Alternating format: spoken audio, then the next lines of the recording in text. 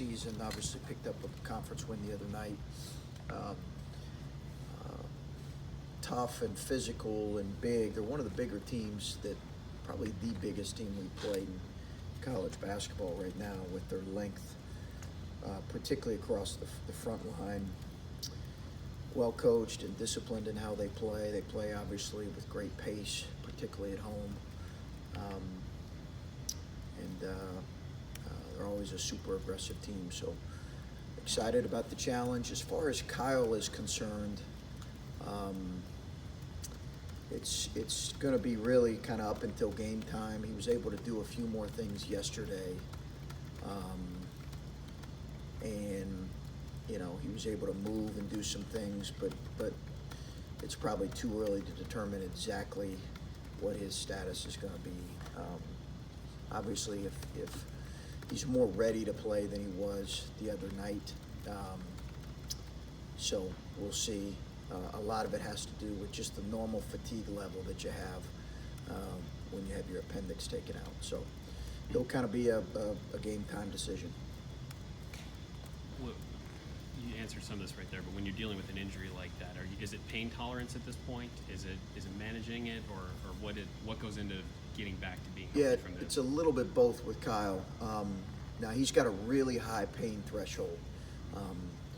He just does. We saw that last year with him. Unfortunately, he's had some injuries that have kept him out of stuff with really high pain tolerance. So for him right now, there is some pain associated with it, but it's more, I think, the fatigue and the other night I think he did want to try to give it a go. Just at the end of the day, it probably was not in his best interest for the remainder of the season to go. You've struggled to get offense the last 3 games, under 60 points. Kyle's not considered one of your go-to offensive players, but it strikes me that in those lulls, he often provides the hustle basket, the garbage basket, Yep. the putback, or he's great on the catch on some of those passes that have been turnovers. Can you just talk about what you miss when he doesn't contribute in those ways? I think you nailed it. That's exactly right. He's not a guy that you're looking at and you're saying, okay, you can count on him to be a double-figure scorer. But in some ways, what he's doing is he plays off others so well that he's allowing others to get shots. And sometimes I think when we played, at times some of our lineups without Kyle, it's we'd have situations where guys weren't patient enough, and Kyle kind of lets it happen. And as you mentioned, when we have had lulls with Kyle in the lineup, he's been a guy who's either caught a dump down, or got an offensive rebound, or kept a possession alive. Listen, it's not like he's the answer to all of our offensive issues. We understand that, but he does help. You've played 3 really good defensive teams. Your guards struggled big time, all 4 of them, against those teams. Yep. A commonality they're having trouble with in the 3 games? Is it that West Virginia got them out of their rhythm and they can't find it because Wisconsin and Maryland are pretty good? Or what do you see guard-wise with the struggles of those 4 guys the last 3 games? I think it's a combination of they have to be more disciplined and more patient in what they're doing, and they've got to make some open shots. They're capable of making some open shots. They've got to make some open shots, and they've got to stay with it. They've got to stay aggressive. I think it's been different in different situations. In Dwayne's case, it's been a little bit more a shot selection that has created some inefficiency for him.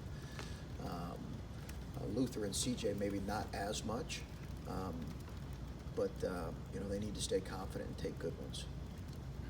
We saw both Zoe and Justin in the first half the other night, and both of them maybe showed a thing or two, but both of them had a turnover, and they got pulled, and I saw you talking to them afterward.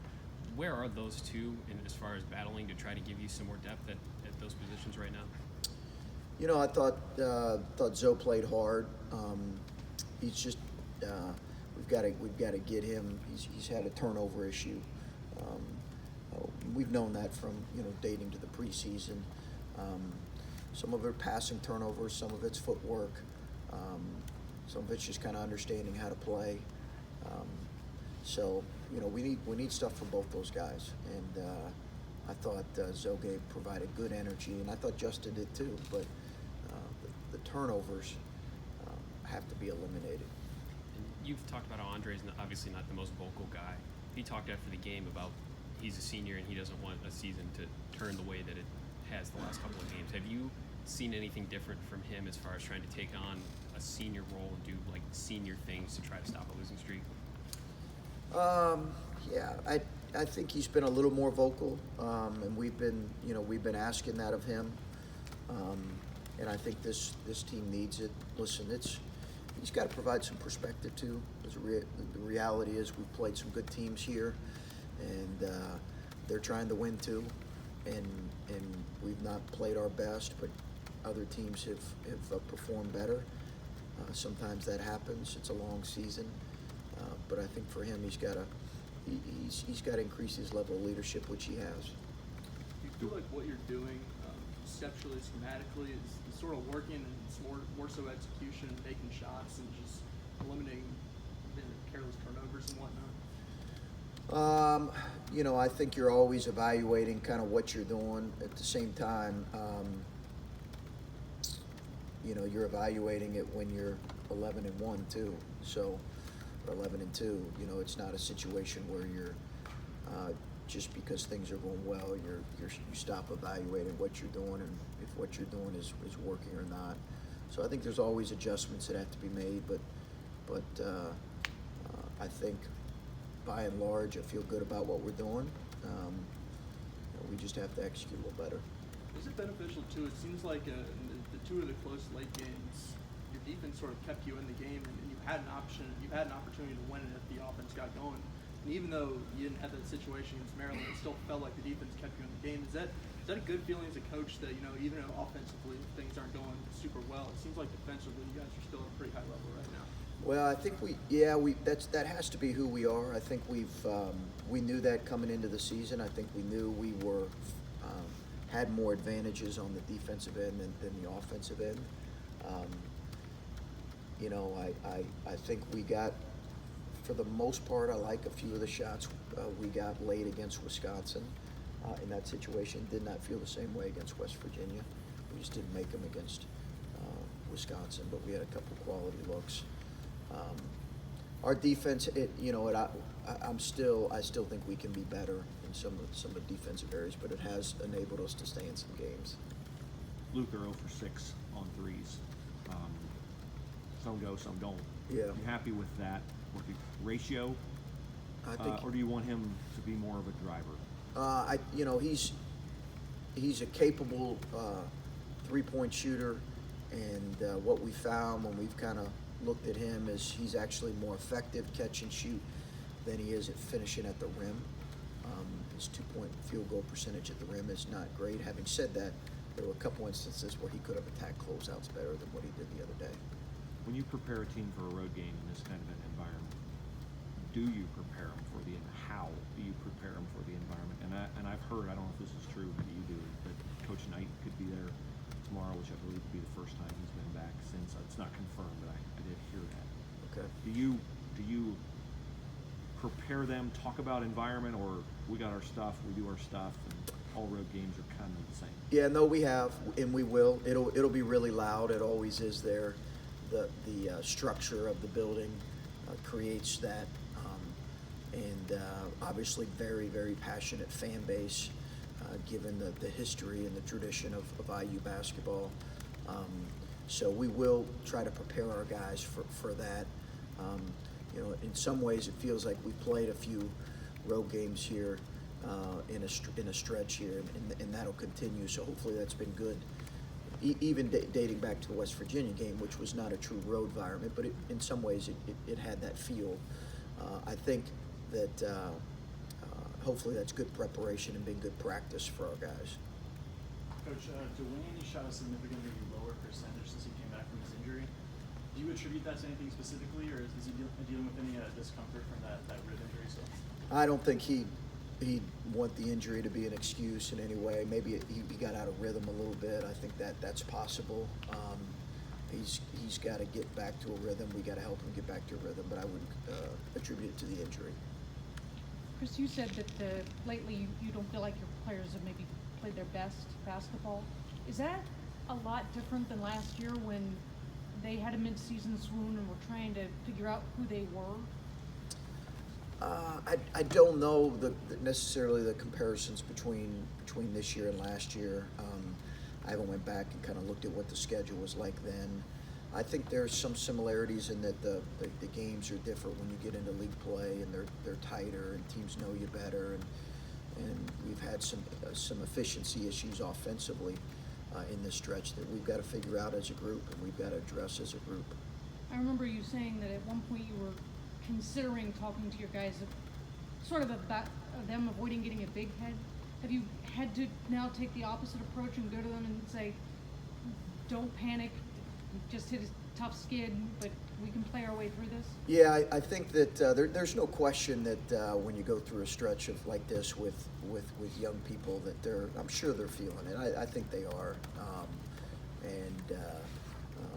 the reality is there's no other way to get to feeling better than practicing good basketball and playing good basketball, and that's what we've got to get to. That's the only answer to this. But absolutely, you got 18 to 22-year-olds who have went through a tough stretch here, and we'll see how we respond to it. I'm sure it's affected them. Played him twice last year. One game was in the 50s, and you played him in Chicago. It was in the 70s. Was there anything to explain? One game everybody was hitting shots, and the other one just wasn't, or I don't know. What do you think? Yeah, I don't know that. I think that might have been it as much as anything. I do know that they scored in bunches late in the Big Ten tournament. Particularly Green really got going late, and it made it basically a one-possession game. So I remember the game there being more of a grinded game where both teams were struggling to make shots in that particular game, and it was a little more free-flowing in the Big Ten tournament. It seems like your effort is still there. You had guys on the floor at Maryland trying to dig the ball out and do different things. I don't know, just do you feel if you maintain that level of effort that eventually a game is going to go your way, regardless of how many? I mean, they won the game the other night and shot 37%. I mean, Yeah. just eventually it's going to go your way if you stay with the effort. Yeah, I think that's the challenge for us is to stay true to who we are in terms of our ethic of playing really hard. And I think we can do even better in some of those areas. But you're right. I think we have played consistently pretty hard. I thought we did some good things against Maryland, but you're always wanting a little more as a coach. Going back to when Kyle should return, how informed are you from last year of whether you brought him back too early and whether he wasn't himself maybe for a few weeks? I did not factor in this decision at all, and I did not think that the cases aren't related. They were really, last year it was full go. He can play, coach. There's no reason to hold him back. There's no risk of any further injury to his leg. Will limit his practice, and he did not want to miss any more time. In this case, I think it was just general because he was, less than 2 weeks out of surgery. I just didn't feel right as a coach to bring him back in this situation. What do you remember from seeing Trace Jackson-Davis and recruiting him and now seeing his development over the first few months? I think was he McDonald's All-American, a terrific player, terrific talent, big, strong, physical, elite at getting to the free throw line. He was, he's everything as advertised, and a really difficult matchup. Even though he's a freshman, he's a really difficult matchup.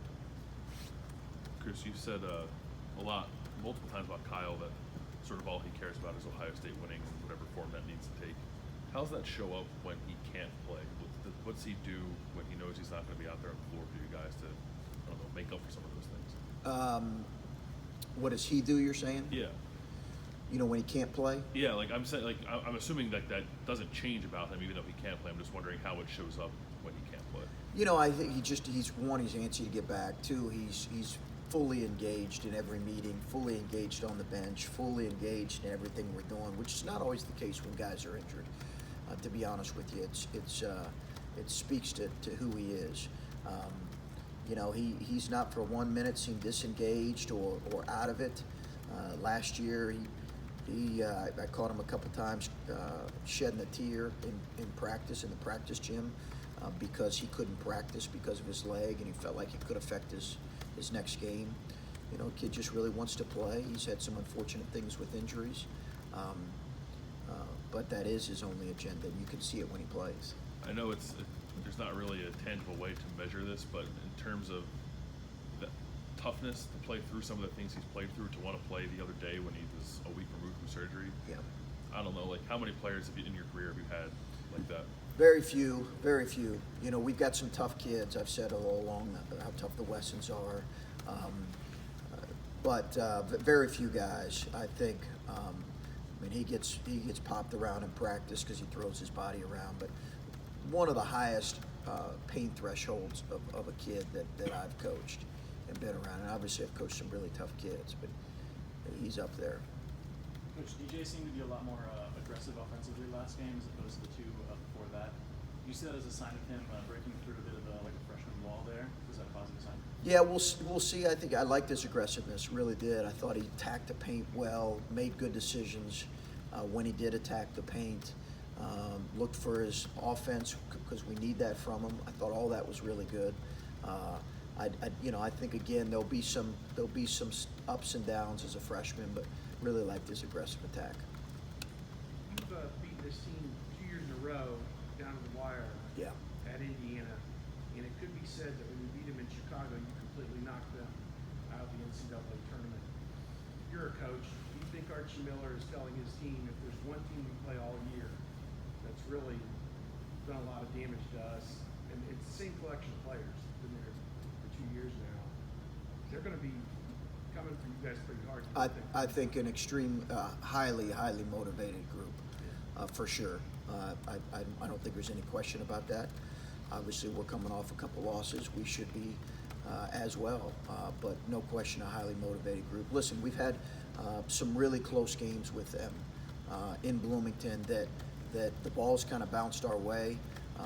C.J. Jackson made a couple really tough shots in both games, I believe, that were kind of clinchers and game changers. But both games were in the balance, as you guys know, really in the last 30 seconds. It occurs to me, you talk about pain tolerance being the issue with Kyle, that someone as selfless and who wants to play as much as he does, kind of have to trust him to be honest about where he is in terms of his pain. Yeah. Are you able to do that, or when he tells you he's 100%, you assume he's 90, and when he tells you he's 60, he's really 40? And no, I believe him. I just have to have that conversation. Hey, be honest with me. Let us know how. And so does Brad, our trainer, has to be really honest with him about. The unfortunate thing for Kyle is that the surgery had to happen in season, and that it couldn't have happened out of season, and that's the unfortunate thing for him, that he has to miss a couple weeks. Was this something? Were you guys worried about this before the season started? Yeah. Because you took him to the hospital, right? And it was a possibility. So. Yeah. You were talking about DJ a second ago and him getting to the lane and being a little bit more aggressive. Where are your guards as far as that balance of you want them to be efficient, but you also want them to play fast, and you also want them to get into the paint? Is that just a process that has to take place? Is there's no way to get there other than doing things like that in games? Yeah. I think it's experience with him and our sophomore guards. I think they just need a lot of experience with it. And C.J. Walker, too, in terms of understanding how we want to do things. He's obviously the oldest of the bunch, but he is new. But, yeah, I think it just comes through a lot of trial and error and experience. And how limited was C.J. The other night? I mean, he was fine. Yeah, he responded well. He could not practice the day before. In the morning, was not feeling well, but I don't think he'd attribute anything to fatigue or anything. When you come up a game, when you're not shooting well, is there an emphasis to get Caleb the ball more, moving forward, getting inside, getting more active? Yeah, I think that's always been our emphasis. And our guys, did a good job at times. And Caleb, I thought, did a really good job sealing and finishing at times. Listen, it's hard to finish over Jalen Smith at times. But I thought he had some traffic finishes that he didn't complete. But I thought overall he posted in good position to score. And talking about Caleb, he's been playing pretty well on both ends. Yep. Or what more can you do to help the team get some? Just continue to be him, continue to be an anchor for us on offense and defense. I think you're right, he has played well for us. You just got to continue to be that anchor for us. Last 2 games he's had a recurrence of the foul issues, not maybe to the degree of a year ago, but anything you need to have a conversation with him about, or just to Just film, I think continued film, work with him. He has to see how teams are baiting him at times into plays and calls. And, they got called for a technical flopping because there were multiple times where they flopped in that game. The reality is that's, as I explained to him, that's what he's going to face most nights. And I wish it was different, but that's the reality. So his technique, his discipline has to be so good, and his emotions have to be in the right place. And I think he's grown in that area, but it's a game-by-game challenge. I'm sure E.J. Liddell looked at Kyle's absence as an opportunity for him to contribute more. It hasn't really happened. What have you seen as to why? I think his just effort, motor, physicality, all that has to improve, and he has to continue to grow in understanding that he can impact the game in other ways outside of just his offense. He's got a great attitude and a great approach. He really does, a fantastic approach. It'll come, but it's just some freshman stuff we got to work through. What did you see mentally out of your team since Tuesday? You happy Mentally? Happy with the response? Yeah, we were off. We had an off day, but yesterday I thought we practiced hard. I did. I'm just curious, since you talk about Caleb knowing how the game's going to be officiated, how far in advance do you make an effort to find out which officials are going to be on the court that night? And do you see certain guys and say, okay, Caleb, this is how the game's going to be called this evening, or no? At times, if we feel like there's an official that has a real track record for calling a game tighter, or maybe looking for offensive fouls in the post area. So how far in advance do you know who's going to be it? Did you just scan the... About 2 days. Okay. Yeah, about 2 days. Okay, thank you guys.